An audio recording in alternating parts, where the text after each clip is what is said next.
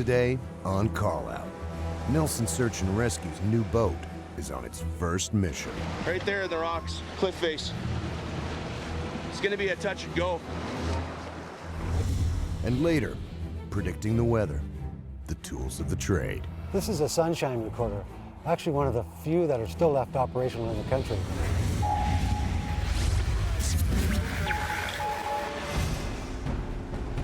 Saturday morning, 6:30 a.m.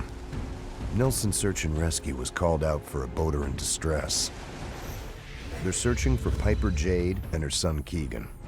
Piper, a single mother and recent arrival to Nelson, had taken her son out for a paddle in their new canoe the day before. The initial information was a boater in distress. Historically, in that area, the Groman Narrows, there's an island there. Quite often, boaters have some distress and end up on the island.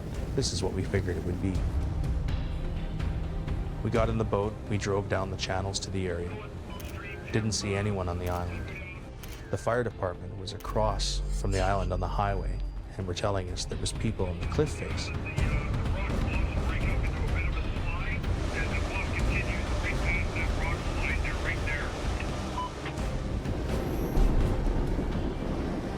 This is the first mission for the team's new rescue boat. They'd spent 2 years and hundreds of volunteer hours fundraising and planning for the craft. In our area, Kootenay Lake is a large body of water. Because it's long and narrow, and the winds come down from either end of the valley, it turns into the ocean out there. We wanted a craft that could respond on the lake in any kind of water, summer, storm, winter, day or night. So this particular boat was designed to have twin engines, completely independent right from the fuel cells. If something failed on a system, the other one was there to protect us. FLIR systems, forward-looking infrared, so we're driving at night, we can see if there's obstacles out there. All the normal communications, GPS, plotter, depth sounders, drop cameras for searching. We had just kind of gotten everything installed, figured out, got our protocols in place. Bang, first call right away. We're right in front of your 12 o'clock position, right to the left of that fissure that runs up the hill of the rock bluff. Yeah, you're gonna have to go downstream, come upstream. I don't see him yet though. We know exactly where you mean. Hello? We drove right past the cliff face. Didn't see anyone, didn't hear anything. Turned around, came back by the area, got on the loudspeaker, asked whoever's there to call out. Back upstream. Right there in the rocks, cliff face. It's gonna be a touch and go. They spot Piper Jade and her son Keegan huddled precariously on a ledge above the swift-moving current. The team must maneuver the boat into position against the cliff face and hold it there under power in order to get them both safely into the craft. How she managed to get her son up into that little fissure of rock and up onto that little plateau, 10 or 15 feet out of the water. I mean, that took some effort. I definitely wanted out of that cold water. Once we realized where they were, we had to maneuver the boat into a place where we could make it stable, pushing it against the rocks, holding position. Doing this procedure, putting that bow against that rock, did do a bit of damage, and we just polished the thing. It was brand new, so it was a bit of ouch, but critical time, got to get it done. I jumped on the front of the boat, was trying to get them to come down off the cliff. It was quite steep, they couldn't just jump in. They were very cold, the dexterity just wasn't there. Put your bum right on that rock. Young Keegan is visibly chilled to the bone after spending the night in his damp clothes. I literally had to tell them where to place their feet. Put your foot in my hand, take my hand, step down, I'll grab you. Very cold, You spend a night out, wet, early in the spring, not much thermal protection. It's gonna affect you a great deal. Get you warmed up. Once they were in the boat, into the covered cab, blankets on them, giving them a big bear hug, getting that body heat going. I just wanted to crawl right into him. He was so warm. He gave us each both a hug, told the guy we got to go quickly, and then they called the ambulance, and I guess the ambulance was there waiting for us at the dock when we got there. Search and rescue, Nelson SAR are coming. This rescue was a classic grab and go. uncomplicated and with a happy ending. But how did this story begin? It was Saturday morning, beautiful, sunny, hot day. It was my day off. I had nothing to do. Keegan was sitting in front of the video games again, and I was feeling guilty because I had to clean my house, but I really didn't want to. And I thought, how am I going to get my kid off the video games? So then we just picked up this canoe a couple days earlier that we had tied down at the dog park because we couldn't pick it up to put it on our car. And I thought, oh, well, let's go canoeing, no problem. So we jumped on our bikes, went down and picked up the canoe and started paddling, just like that. I guess the plan was just maybe go around the beach a couple times, just stick around the shore and stuff like that. But we were having so much fun that we decided to go across the lake. And when we got there was this little cave, there was rocks, it looked like there was fossils and stuff like that. It was so cool. They decide to continue downriver to Tagum, a 6.5 kilometer journey, going through the whirlpools and eddies of Groman Narrows in the process, without life jackets and with little canoeing experience. And those little whirlpool things would spin us around every once in a while, but it's a beautiful, hot, sunny day outside. It's like doing donuts in the snow in the wintertime, you know, it's cool. So we continued all the way down to Tagum, made it there, played there for a while. And then I thought, well, it's getting dark now, so the responsible thing to do would be go back. So we just jumped back in and started paddling. And it was going great, again, up until, halfway through. They reach Groman Narrows again. This time, its powerful whirlpools are no longer fun. We were like trying to make it so it wasn't gonna turn over, but that failed. Before I knew it, we were in the water, bam. And it almost felt like a hand was grabbed onto my ankle and was starting to tug. I started getting pulled underneath the whirlpools, and I couldn't see Keegan anymore. He was getting pulled down as well, but for longer and longer. And when I got up to the surface, I took in a deep breath, and then after I held it, but that didn't work.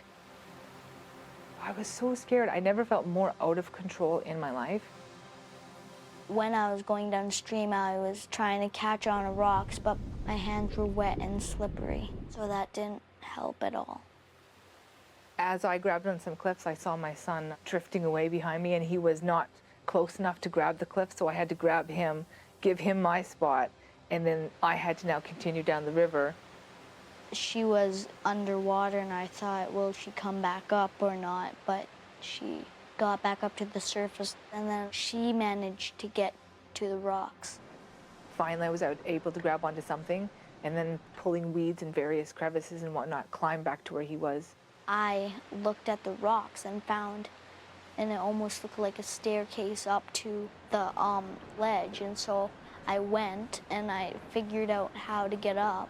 And then we climbed 15 feet, like we rock climbed. We never rock climbed, but we rock climbed up there, and we sat there. Huddled on the small ledge, it was the beginning of a long, cold night. It was about 8:30 now at this time. I could see the cars on the road passing by, and there was nothing I could do. We were soaked, it was cold, it was dark, we were stuck there. Me and my mom were cuddling up together. I was starting to breathe in my shirt, and then Mom copied, and then Mom was starting to feel heat. He was shivering. I thought, oh, I'm the worst mother ever. I just felt so badly. I thought, I don't even deserve to be a mother. Daylight comes, and with it, a lucky break. Across the water, Bill Restier arrives to start his morning shift at the City of Nelson Water Pollution Control Center. I arrived here about 6:30 a.m.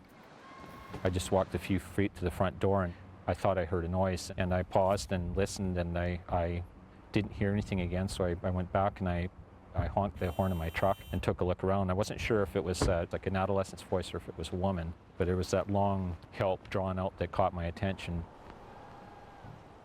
Bill is joined by his co-worker Dom Castellano, who also hears the cries for help. After calling 911, they use binoculars to search for the source of the voice. I finally spotted this very tiny person. She blended in with the few trees that were there and made it very, very difficult, but it was something pretty incredible that we could actually hear her from that distance as well. Man, I was yelling, and the guy heard me. I thought, oh, thank God. I'll honk the horn again. I tried that earlier. Then I started looking upriver, and I told Keegan, I said, just hang on, they're coming, Keegan. And he didn't say anything. He was getting a lot quieter at the time, so I was getting a little bit worried, but trying not to show it. You know, you don't want to make the situation worse. Then I saw the boat coming around the corner, and oh, my tail was wagging. And man, I was so happy. I'm like, oh, they're coming for us. That time of year, there's not very many people out there walking dogs or down by the water. I mean, they could have gone through that whole day faced with a decision, you know. Does she leave her son there, swim downstream, try to get to shore, walk out, get help, or stay there, face another night? You know, critical decisions. She made the right one. In the spring, it's extremely cold and fast down in there. The water is low. Without even realizing it, people are getting themselves into predicaments that they shouldn't, because they inexperienced, ill-equipped, and the water's moving, and you're going with it, whether you like it or not. You know, it's still early spring. Sunshine is out in the afternoon. People start to, you know, feel the spring sunshine. You know, they get those feelings, well, let's go for a canoe. It's nice and warm out there. They don't think about, you know, later on in the evening how cold it will get or how cold the water still is. Always be prepared. Things change. You don't have that thermal protection, the PFD. Suddenly what seemed innocent can become quite critical.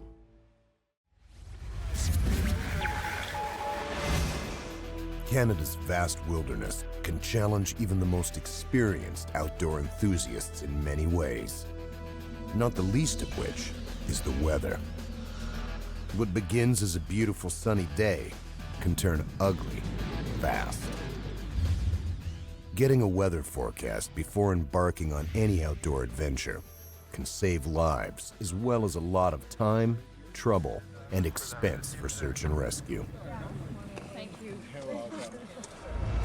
Forecasts are developed by meteorologists who use data from weather stations, satellite images, and other sources to predict the weather for a given time and place, such as the place where you are about to go to play or work in.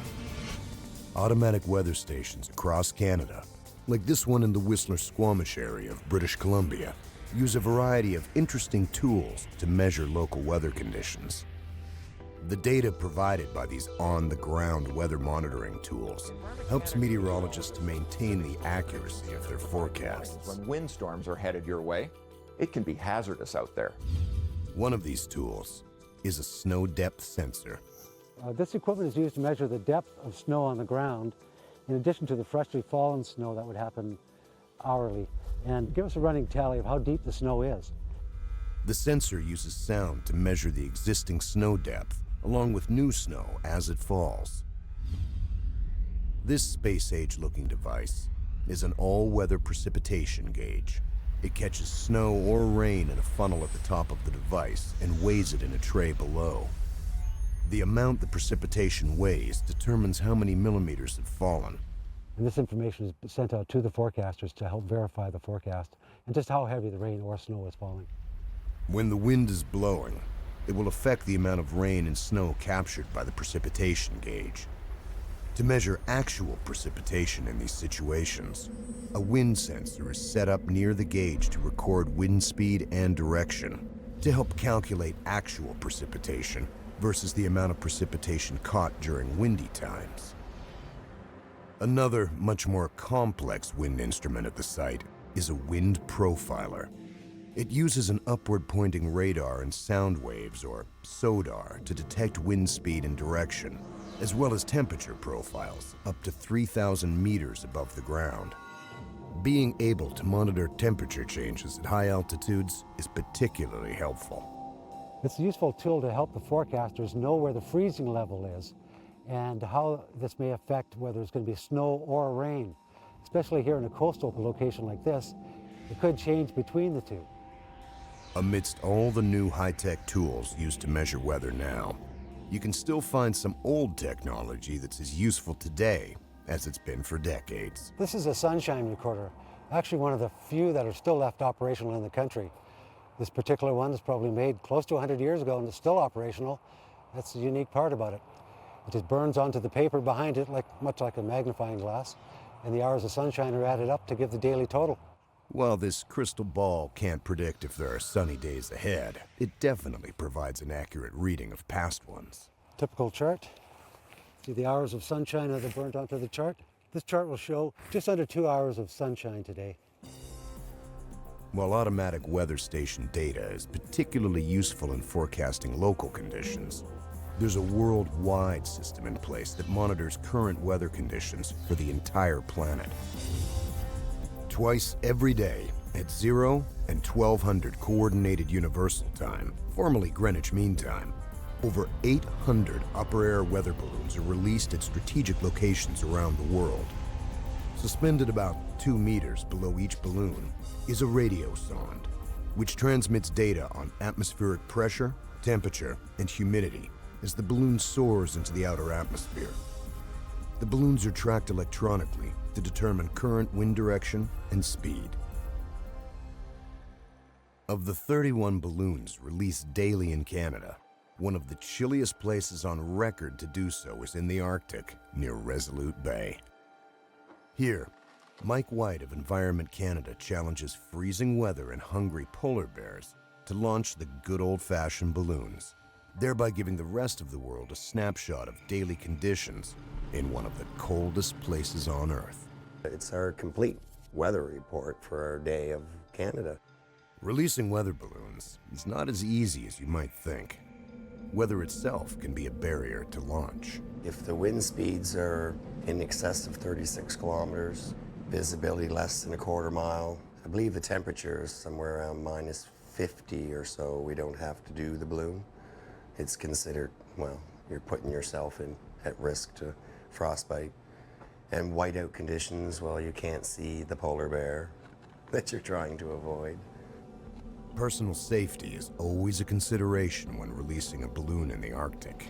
Mike checks in once he's arrived at the station, as well as after the balloon is released. And when my balloon releases, a second message goes out. If that second release doesn't go out, they'll phone the RCMP, send them our way to check on me, see I'm not out on the ground, falling down, broke my whatever, you know, running from a bear, who knows, you know.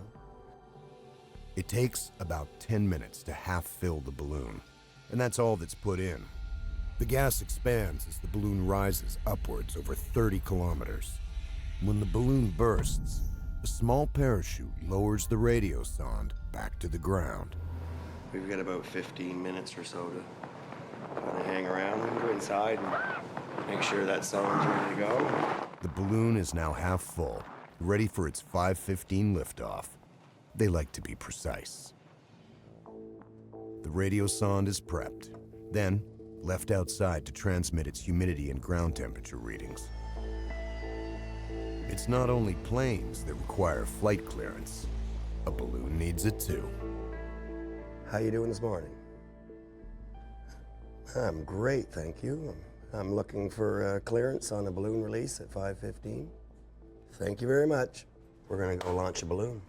We get our weather sonde, and we're going to tie her on our balloon and let her go. Our flights are averaging about 80,000 feet at this time of year. Summertime, we're up over 100,000 feet. If you look at our time, we're good to go. She's after 5:15. And the 5-knot wind, see, it's still moving around a bit. So we'll find our sweet spot. We don't want to hit the building. And here we go. Weather reports. We had a good launch. Now we're going to go enter our ground observations and hope everything's a gringo. All right, well. Once the balloon hits 400 hectopascals, it's over 7 kilometers up in the air, the minimum altitude for a successful flight, and no other balloon has to be released.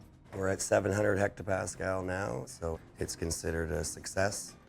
We don't have to put off a second balloon, and my day's over in about 2 hours. Up here in the high Arctic, Mike's work may be nearly done for the day, but across Canada and around the world, weather data keeps pouring in and the forecasts pouring out. Know what to expect in your outdoor playground and be ready for change. It can happen fast. Callout Search and Rescue features real stories filmed live by search and rescue teams during actual missions. Find out more at calloutsar.tv.